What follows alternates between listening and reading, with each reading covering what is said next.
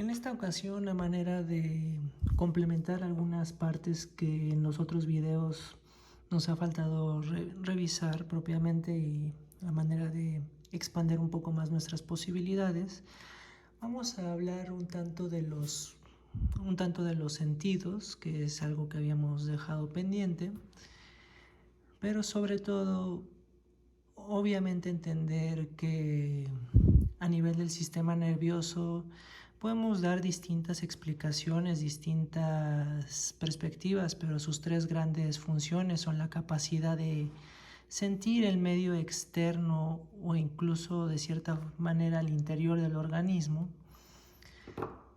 un sistema para interpretar las señales que son receptoras de esa sensibilidad y finalmente, entendiendo que la primera parte la podemos llamar aferencia, y finalmente la capacidad de responder a esas señales una vez que hayan sido interpretadas en el segmento o en el nivel correspondiente, que serían las eferencias. Volviendo al tema en sí, sabemos que el olfato es un sentido que anatómicamente nosotros podemos localizar a nivel de la nariz y de las estructuras asociadas, aunque nosotros sabemos que va a tener mucha más relevancia que solo identificar distintos aromas, distintos hedores, ¿no? El primer detalle que nosotros tenemos que considerar en términos anatómicos sería la localización tal cual de esto. Entendemos que va a tener ciertos núcleos de relevo a nivel del sistema nervioso que vamos a ver un poquito más adelante, pero si lo vamos viendo desde la perspectiva histológica, podemos nosotros identificar tres grandes segmentos celulares que van a dar relevancia a la nariz. Este segmento rojo que estoy tratando de representar va a corresponder a un epitelio plano no estratificado sin estrato córneo, que va a constituir parte de la, podemos decirlo así, mucosa que está asociada con la protección, también va a presentar el crecimiento de distintas estructuras capilares, pero hablo de capilares en el sentido de los famosos vellitos de la nariz, que pues el nombre correcto sería vibrisas. Entonces entendemos que va a haber una parte que es exclusivamente de soporte, ¿no? Cuando hablamos de la parte que tiene más que ver con la fisiología respiratoria, vamos a encontrarnos con un segmento que normalmente está constituido por el famoso epitelio cilíndrico pseudoestratificado con células caliciformes, o lo que también muchas veces sí nos lo aprendemos como de memoria religiosamente en un principio, pero eventualmente cuando pasa el tiempo sencillamente nos referimos a toda esta expresión por medio del término de epitelio respiratorio. Y en realidad lo que va a ser el tema central el día de hoy es el hecho de que una tercer área epitelial va a estar constituida por un grupo de neuronas, así es, neuronas, que van a tener una serie de funciones muy particulares. ¿Y por qué van a ser relevantes? Porque primero que nada estamos hablando de un grupo de neuronas que van a tener una característica que no tienen las demás. Esto va a constituir el famoso epitelio olfatorio propiamente, y es lo que vamos a hablar el día de hoy, que van a ser células que tienen la capacidad de regenerarse cada cierto tiempo. Generalmente pues estamos hablando hasta de ciclos que pueden llevar hasta un mes. Y esto es lo que más nos va a interesar, lo que nos va a interesar más en este momento. Podemos de primera instancia separar el olfato como uno de los conocidos sentidos químicos. En general, todos los sentidos que nosotros no seamos capaces de sentir, decía un profesor, con la yema, con la punta de nuestro dedo, van a entrar dentro de la categoría de los sentidos especiales. Definitivamente, entonces podemos hablar de gusto, olfato, audición, visión,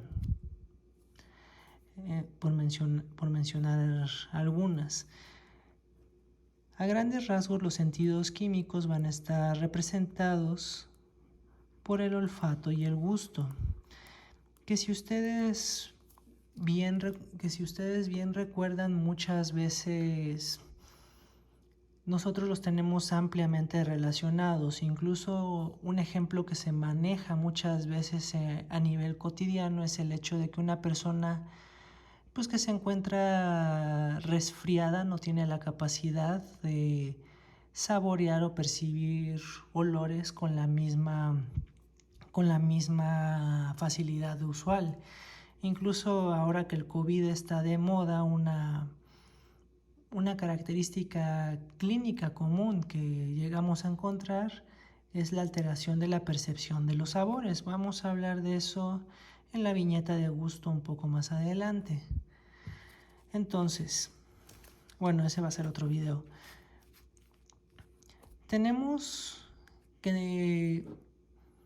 Entendemos incluso desde los niveles más básicos que cuando hablamos de olores, cuando hablamos de estos aromas, vamos a encontrarnos una variedad que los libros en general nos mencionan de aproximadamente 10,000 olores a detectar.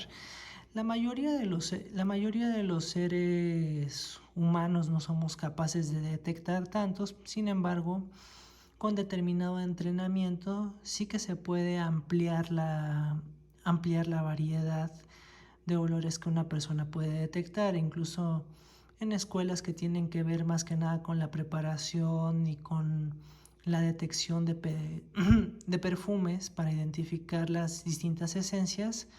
Hablamos de profesionales que pueden distinguir incluso más de 1,000 tipos de olores distintos de una manera consciente. ¿Qué tan importante nosotros podríamos decir que es el olfato? Si bien la cantidad de ejemplos que podemos mencionar aquí en este momento para esta viñeta es limitada, el solo hecho de pensar que 500 genes dentro de nuestro organismo están invertidos en todas las proteínas, los receptores que son necesarios para detectar los distintos olores y que constituyen hasta un 2% del genoma humano, nos hace pensar que el olfato se trata de un sentido que, si bien no está mayormente desarrollado en el humano en estos días, probablemente habla de una huella genética de un pasado sumamente importante. ¿Por qué? Porque el hecho es que cuestiones como marcar territorio, detectar alimento, incluso la posibilidad de reproducción, son factores que el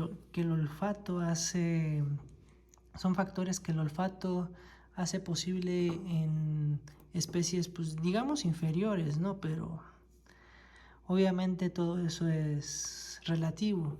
Sabemos que, por ejemplo, en los perros puede haber hasta 10 centímetros cuadrados en extensión de todo el epitelio olfatorio, que es por mucho bastante mayor a la extensión que hay en un ser humano promedio, por el sencillo hecho de que quién lo usa y quién lo necesita más. Vamos entonces a ver algunos aspectos esenciales. Para que esta dinámica pueda funcionar, vamos a darnos una pequeña idea de las células que se encuentran en estos niveles. Si nosotros pensáramos que esta parte, que este segmento con el que vamos a empezar es lo más cercano a las estructuras nasales que ustedes pueden ver por anatomía general, me refiero a lo que sencillamente van a encontrar al verse ustedes sus narinas, pues vamos a encontrarnos con que el epitelio olfatorio va a estar constituido por distintos grupos de células. Ciertamente algunas células son meramente de soporte y distintas células van a servir como base o células basales para el sostén de estas estructuras epiteliales. Sin embargo, vamos a tener entonces que tenemos determinadas células olfatorias que también van a tener sus propios cilios y que van a ser estimuladas por medio de los odorantes o los estímulos odoríferos para que desencadenen una reacción que vaya a tener distintas consecuencias. Si nosotros lo analizamos desde el punto de vista bioquímico, en general las células olfatorias y las sensaciones del olfato son mediadas por receptores acoplados a proteínas G, pero es tan amplia la variedad que podemos presentar aquí que van a conocerse como proteínas G olfatorias, que en realidad pues van a funcionar muchas veces a través de potenciales locales. Esto quiere decir que no necesariamente van a desencadenar un potencial de acción directo, sino que la respuesta va a ser un tanto más graduada. Esta clave en la señalización es importante considerarla, ya que pues podemos distinguir el olor de una gardenia, de un crisantemo o de una rosa. Entonces el grado de sutileza que necesitamos para la percepción de los mismos debe ser con un umbral sumamente pequeño en cuanto a la señalización. A grandes rasgos, las proteínas G que van a estar acopladas a este nivel, pues vamos a darnos cuenta que, pues como siempre, ¿no? Que van a estar constituidas por sus unidades alfa, beta y gamma. La consecuencia directa que van a traer estas es la apertura de canales de sodio y canales que muchas veces van acoplados con cotransportadores de calcio. Entonces ambos se introducen al interior de la célula y van a causar la capacidad de despolarización. Entonces va a haber un nivel de excitación celular. Vamos pasando a través de estas estructuras y nos vamos a dar cuenta que existen ciertas áreas de sinapsis entre las células mitrales y este tipo de células, y en el punto donde confluyen es lo que nosotros conocemos como glomérulo. No confundir con la estructura clave del desempeño renal. Este va a ser conocido como el glomérulo olfatorio. Vamos a ver que existen otro tipo de neuronas que también van a tener cierto grado de regulación, que son determinados grupos de interneuronas, que a grandes rasgos están primordialmente representadas por las células en penacho. Suena hasta chistoso eso. A grandes rasgos, para que pueda superar cualquier examen, muchas veces, más que saber específicamente la histología de cada célula, la reacción química específica o cómo se transmiten los potenciales, muchas veces es más práctico saber qué células constituyen el epitelio olfatorio en sí. En general, las reacciones que nosotros vemos acá van a ser llevadas a nivel del aminoácido excitador conocido como glutamato, que pues es el principal neurotransmisor excitador a nivel del sistema nervioso central. Aquí hay una pequeña viñeta anatómica de bastante valor, y es el hecho de que la placa cribiforme, que como ustedes saben, pues el nervio olfatorio, más que ser un solo nervio en sí, pues tiene muchas divisiones justamente porque existe esta estructura. ¿Qué va a tener de relevante? La placa cribiforme a grandes rasgos no es precisamente una de las estructuras más resistentes o sólidas del cráneo. Puede fracturarse con relativa facilidad, entonces se puede cortar las ramas del nervio olfatorio y puedes perder el olfato por una razón que nada tiene que ver con alguna alteración del nervio, de los receptores o de los odoríferos en sí. Eso es algo importante a considerar. Estas reacciones químicas, y por eso muy bien apropiado el nombre de sentidos químicos, va a depender de que también se lleve a cabo en un medio acuoso. ¿Por qué? Porque va a permitir que se disuelvan de manera adecuada las moléculas odoríferas, y no solo eso, una vez que tengamos esto, pues van a ocurrir las distintas reacciones. Entonces nos lleva a dos extremos.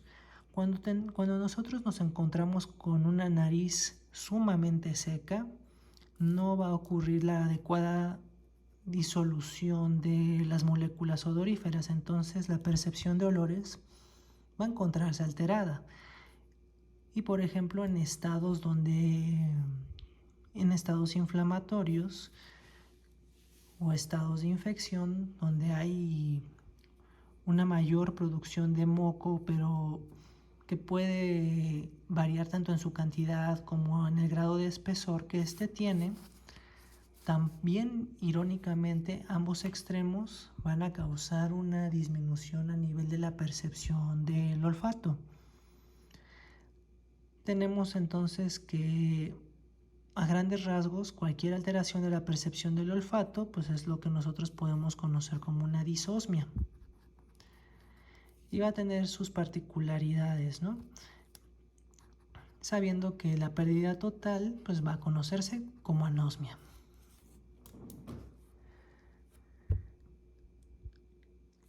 Antes de encontrarnos a nivel de la placa cribiforme, todo esto va a constituir lo que es el epitelio olfatorio. Sin embargo, cuando empezamos con el glomérulo, con estas estructuras más profundas, más involucradas con el sistema nervioso como tal, van a ser ya prácticamente las estructuras del bulbo olfatorio. Y aquí lo vamos a tener representado. Esto en realidad es simple si nosotros analizamos las vías con cuidado. Vamos a darnos cuenta. Tenemos dos caminos acá.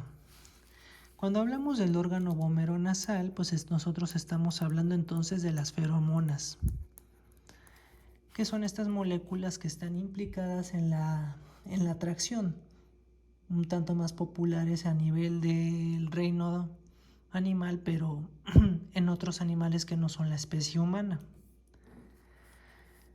Como ustedes pueden ver, tenemos acá nuestras células mitrales, nuestras células en penacho, y vamos a ver que van a extender ramas a distintos relevos nerviosos, que a grandes rasgos van a incluir el núcleo olfatorio anterior, el tubérculo olfatorio, la famosa corteza piriforme, la amígdala, y no se queda atrás una estructura filogenéticamente antigua que es la famosa corteza entorrinal. De todas estas estructuras vamos a ver de primera instancia que la que más relacionamos con el sistema límbico, en este caso va a ser la amígdala.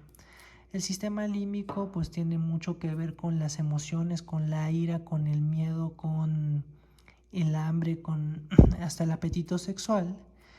Entonces podríamos inferir que parte de la ruta de las feromonas debería llegar acá. Vamos a empezar por la ruta más sencilla. Al tratarse de una ruta que no está tan evolucionada en los seres humanos actuales, vamos a darnos cuenta que va a acceder a través de un bulbo olfatorio accesorio, va a viajar a través del fascículo olfatorio lateral. Si se fijan, es una ruta que prácticamente se está saltando mucho de la ruta normal de la olfacción tiene que ver con otras tantas estructuras, y vemos que tiene un relevo a nivel de la amígdala. Entonces, desde este punto podemos darnos cuenta que el olfato también puede ser un fuerte desencadenador de emociones. Analizando la vía más general, vamos a ver que tanto las células mitrales como las células de penacho van a acabar en las 5 estructuras que nosotros estamos mencionando. Vamos a ver que en el núcleo olfatorio anterior solamente va a transmitir al bulbo olfatorio del lado contrario. En cambio, lo que es el tubérculo olfatorio, la corteza piriforme, la amígdala, la corteza entorrinal, todas estas van a tener terminaciones ya sea en el tálamo o a nivel de la corteza frontal. Tálamo porque estamos hablando de la sensibilidad de esta sensibilidad especial, pero en términos generales, y de la corteza frontal por la labor de discernimiento, discriminación de los olores.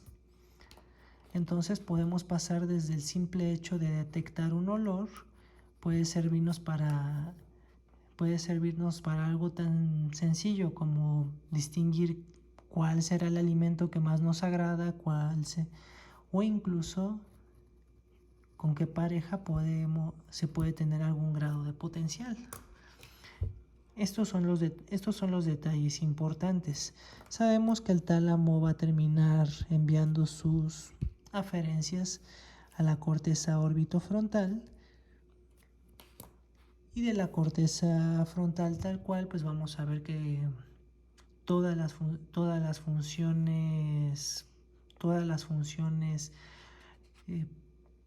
de discriminación lógica en el olfato pues van a tener su relevo ahí. ¿Qué otra cosa nosotros podemos aplicar? El hecho es que el olfato también lo podemos asociar con estructuras tan antiguas como la corteza entorrinal, y el hecho de que este vaya disminuyendo a lo largo de la vida puede ser una pista o puede ser un indicativo de que una persona va a padecer Alzheimer. Porque cuando hablamos también de la memoria de los olores, hablamos de una memoria que es a muy largo plazo. E incluso en el Parkinson también existe distinción de estos casos. La alteración de los olores puede ser tan inespecífica como la disosmia, o puede traducirse en olores que son desagradables para el individuo, y esto se conoce comúnmente como cacosmia, ¿no? O literalmente la sensación de que todo huele a cake. Para el buen entendedor, pocas palabras. Estos son los detalles. Estos son parte de los detalles importantes a realizar. En general, la disminución del sentido del olfato también puede llamarse hiposmia. Puede deberse, pues, sí a una infección, sí a un proceso local. El hecho es que también cuando una persona va envejeciendo, pues, aunque se siguen dividiendo sus celulitas y todo eso, sencillamente no es a la misma tasa, no es la misma calidad de células, no es la misma señal y transmisión, irá disminuyendo. Esto también puede suscitarse. Otra aplicación importante que nosotros tenemos que considerar es el hecho de que cuando hacemos la exploración neurológica, normalmente el nervio que nos saltamos por excelencia es el nervio olfatorio, el primero. ¿Y por qué? Bueno, dos detalles. No es fácil siempre llevar a la mano esencias características de algo. Y en segundo lugar, como ustedes también lo han visto,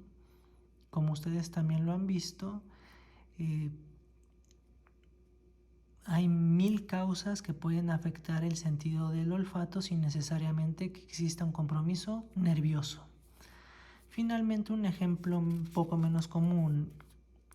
Y una cosa más, el hecho de percibir cacosmia o alteraciones en el olfato puede ser el aura que anuncia el inicio de una crisis epiléptica. Normalmente cuando el foco epiléptico pues tiene alguna de estas localizaciones. Finalmente, pueden existir los casos de hiperosmia, una mejora a nivel del olfato. Sí, esto es alguna enfermedad, cosa por el estilo. No necesariamente, pero en el caso más común de la vida normal, las mujeres embarazadas, supongo que en su incremento de la exquisitez de que les gusta probar, desarrollan temporalmente un incremento en el sentido del olfato. Es algo también descrito. Esto a grandes rasgos constituye una revisión de los aspectos esenciales que tienen que conocer de la fisiología del olfato. Si te ha gustado el video, dale like, comenta, comparte. Crecemos gracias a tus comentarios. Y pues esperemos seguir posteando cosas que te ayuden a ser un mejor médico y te hagan ver la medicina de otra manera. Hasta la próxima.